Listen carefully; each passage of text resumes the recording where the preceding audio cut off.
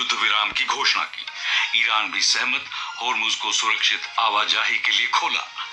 युद्ध विराम की घोषणा से कच्चे तेल की कीमतों में तेज गिरावट। विदेश मंत्री सुब्रमण्यम जयशंकर आज नई दिल्ली में बांग्लादेश के विदेश मंत्री खलीलुर रहमान के साथ बातचीत करेंगे। भारतीय रिजर्व बैंक वित्त वर्ष 2026-27 के लिए आज अपनी द्विमासिक मौद्रिक नीति की घोषणा करेगा। केंद्र सरकार ने यथास्थिति के आधार पर दिल्ली की अनधिकृत कॉलोनियों को नियमित करने की घोषणा की और ISSF विश्व कप में निशानेबाज पलक और मुकेश ने 10 मीटर एयर पिस्टल मिक्स्ड स्पर्धा में स्वर्ण पदक जीतकर बनाया है विश्व रिकॉर्ड। और इसके साथ ही समाचार प्रभात का ये अंक समाप्त हुआ। नमस्कार।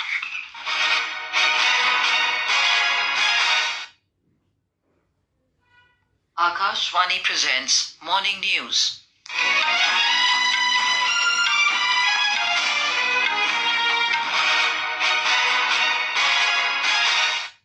Good morning, I'm Anuja Kumar. The headlines. US President Donald Trump announces 2-week ceasefire with Iran if shipping is allowed to move through Strait of Hormuz. Iran agrees to cease military operation for 2 weeks and allows safe passage via Hormuz. Global crude oil prices fall sharply following the agreement. External Affairs Minister S. Jaishankar to hold talks with his Bangladesh counterpart Khalilur Rahman in New Delhi this afternoon. RBI to announce its first bi-monthly monetary policy statement for financial year 2026-27 this morning. Centre announces regularization of unauthorized colonies in Delhi on as-is, where-is basis.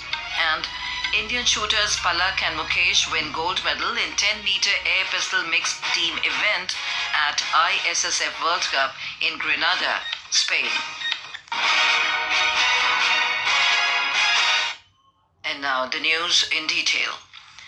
US President Donald Trump has agreed to a proposed 2-week ceasefire between the United States and Iran if shipping traffic is allowed to move through the Strait of Hormuz. We have a report. In a statement released by the White House, Mr. Trump said that the US has agreed to suspend the bombing and attack on Iran for a period of 2 weeks. He said that the ceasefire is subject to Iran agreeing to the complete, immediate and safe opening of the Strait of Hormuz. He further said that US received a 10-point proposal from Iran, which is a workable basis on which to negotiate. Earlier, Mr. Trump had warned Iran that he could target important infrastructure like power plants and bridges if Tehran did not agree to his demands, which include reopening the Strait of Hormuz. On the other side, Iranian Foreign Minister Abbas Araghchi also announced that Iran will agree to a ceasefire if attacks against Iran are halted. He announced that for a period of 2 weeks, safe passage through the Strait of Hormuz will be possible via coordination with Iran's armed forces and with due consideration of technical limitations. With Mayur Jain, this is Chirag Jha, Akashvani News, Delhi. Meanwhile, global oil prices have fallen sharply and stock markets have jumped after US and Iran agreed a conditional 2-week ceasefire deal.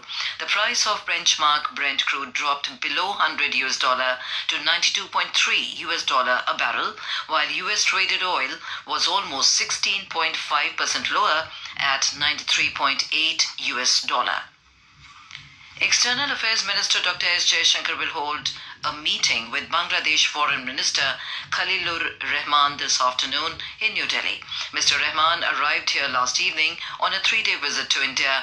During his visit, Mr. Rahman is also expected to meet National Security Advisor Ajit Doval, Union Commerce and Industry Minister Piyush Goyal, and Union Petroleum and Natural Gas Minister Hardeep Singh Puri. This marks the first visit to New Delhi by a Bangladeshi minister since the BNP-led government took office in February. Foreign Secretary Vikram Misri will be on a 3-day visit to Washington, D.C. in the United States beginning today.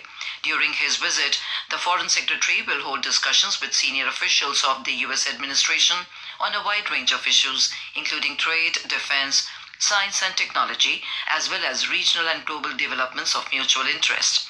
The External Affairs Ministry said that this visit will provide an opportunity to review the full spectrum of India and US bilateral relations and advance the ongoing cooperation across key areas. The Reserve Bank of India, or RBI, will announce its bi-monthly monetary policy statement today. RBI Governor Sanjay Malhotra will announce the decisions taken by the Monetary Policy Committee in its first meeting of the financial year 2026-27 at 10 this morning. Led by the RBI Governor, the six-member committee is deliberating on key aspects such as interest rates, inflation outlook, and growth projections since Monday. Housing and Urban Affairs Minister Manohar Lal has announced the regularization of unauthorized colonies of Delhi on as-is, where-is basis. Addressing a press conference in New Delhi along with Delhi Chief Minister Rekha Gupta, he said that existing structures will be recognized while future constructions must adhere strictly to municipal corporation norms. We have more from our correspondent. Union Minister Manohar Lal stated that with the decision to regularize colonies, residents will be encouraged to come forward for registration of their properties. The minister stated that the people of Delhi have faced long-standing urban challenges, many of which remain unresolved due to lack of coordination between agencies and government in the past. He reaffirmed that the government remains committed to systematic and phased urban reforms for Delhi's residents. Regularization के सारे नियम लागू करके By implementing all the rules and regulations, people will now come forward to get their ownership rights registered. And if someone wants to build a new house, a proper plan will also be prepared and provided to them through the MCD so that they can construct their new home accordingly. The Housing and Urban Affairs Ministry has taken various steps to address the unauthorized colonies issue. This includes land use of all plots and buildings in these colonies will be treated as residential.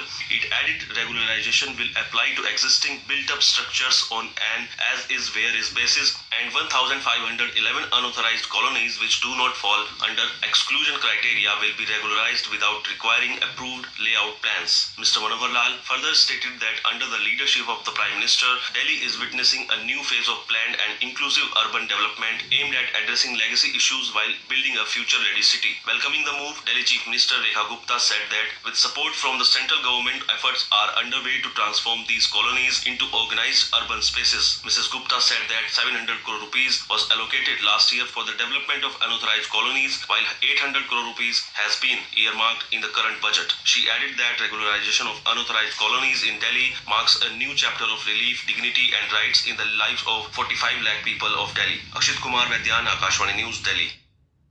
This is Akashvani giving you the news. For quick news updates round the clock, follow us on our X handle at AIR News Alerts. And for details of these stories and more, log on to our website www.newsoneir.gov.in and download the News on EIR app. Neha, your new car and that status. I wish I had taken commerce. Who said CS is only for commerce students? I was from science stream myself. Really? Even art students can do it? Absolutely. Anyone can pursue CS. Why wait? Become a company secretary today. Start your corporate journey the right way. For detailed information, visit www.icsi.edu.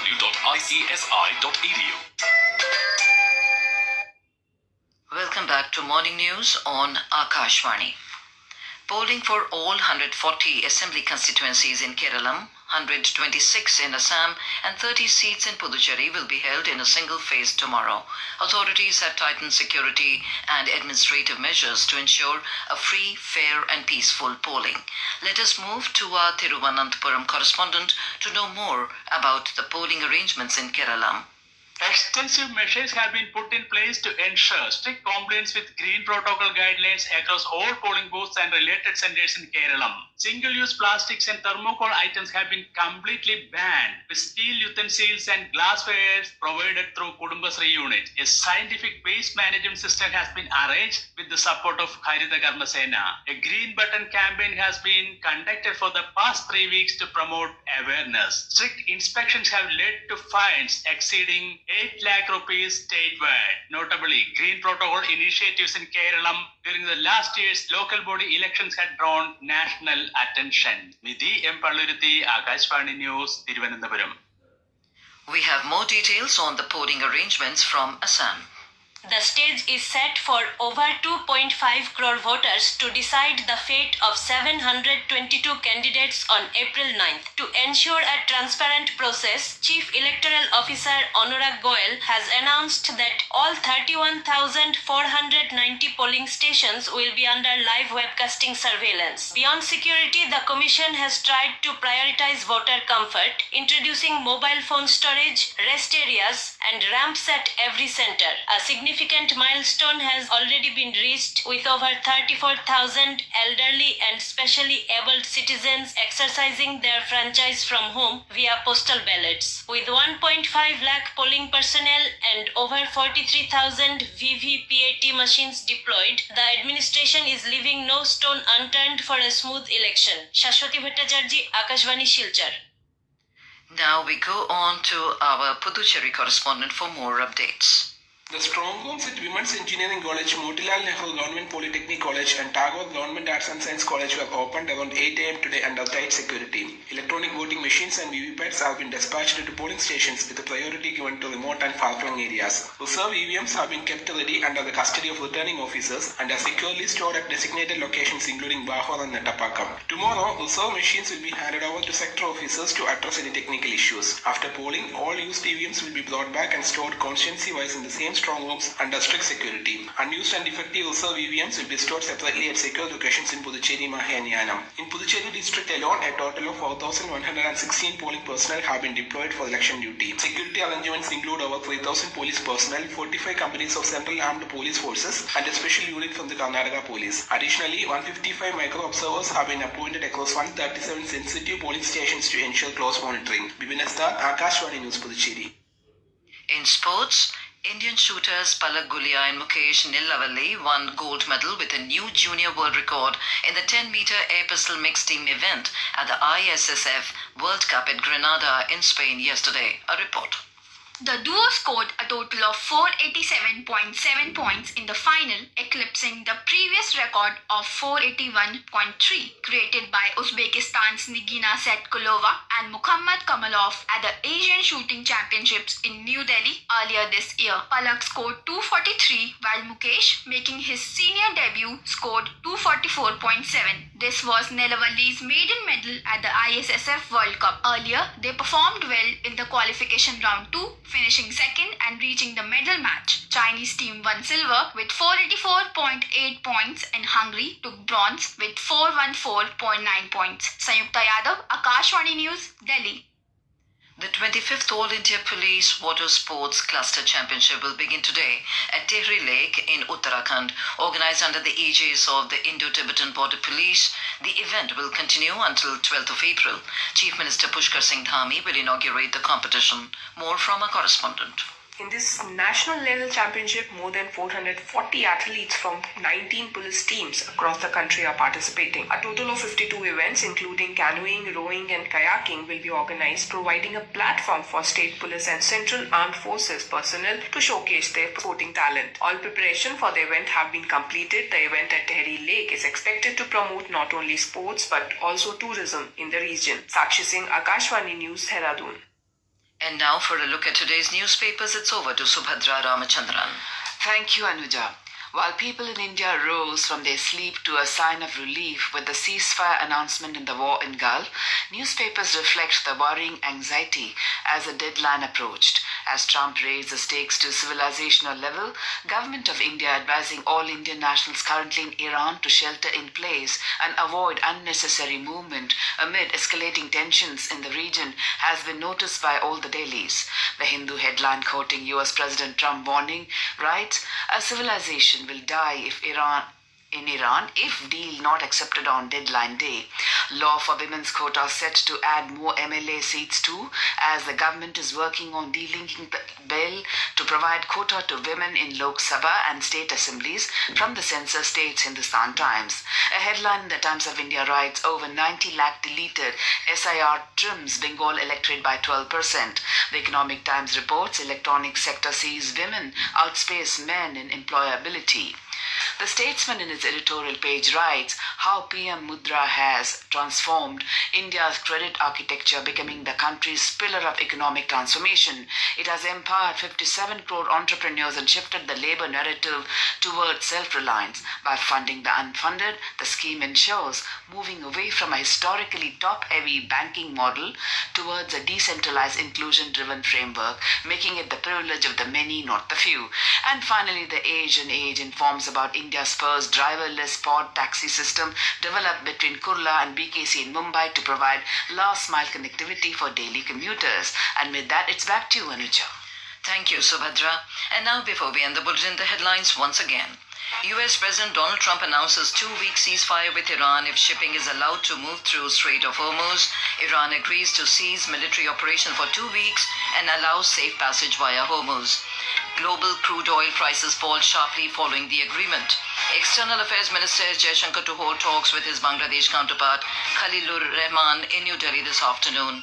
RBI to announce its first bi-monthly monetary policy statement for financial year 2026-27 this morning.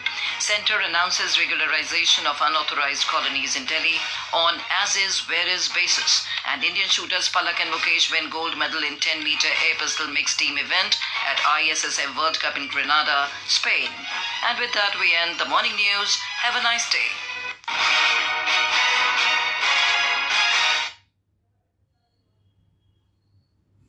Akashvani से पेश है खबरनामा।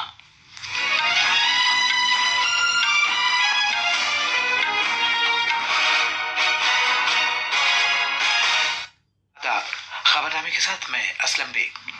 पहले इस वक्त की खास खबरें। अमेरिकी सदर डोनाल्ड ट्रंप ने ईरान के साथ 2 हफ्ता तवील जंगबंदी का ऐलान किया है, बशर्ते कि आबनाए हॉर्मुज के रास्ते बहरी जहाजों को गुजरने दिया जाए। ईरान भी 2 हफ्ते के लिए फौजी कार्रवाई रोकने और हॉर्मुज से होकर महफूज रास्ता फराहम करने पर रजामंद हो गया है। मज़कूरा इत्तेफाक राय के बाद खाम तेल की आलमी कीमतें काफी नीचे आ गई हैं। वजीर खारजा एस जयशंकर आज नई दिल्ली में बांग्लादेश के अपने हम मनसब खलीलुर रहमान के साथ बातचीत करेंगे। रिजर्व बैंक 800 माली साल 2026-27 के लिए अपने पहले 2 माही माली पॉलिसी बयान का ऐलान करेगा। मरकज ने जैसा है जहां है की बुनियाद पर दिल्ली में अनऑथोराइज्ड कॉलोनियों को तस्लीम करने का ऐलान किया है। और भारतीय निशानेबाजों पालक और मुकेश ने स्पेन में जारी ISSF वर्ल्ड कप में 10 मीटर के एयर पिस्टल मिक्स टीम मुकाबले में सोने का तमगा हासिल किया है।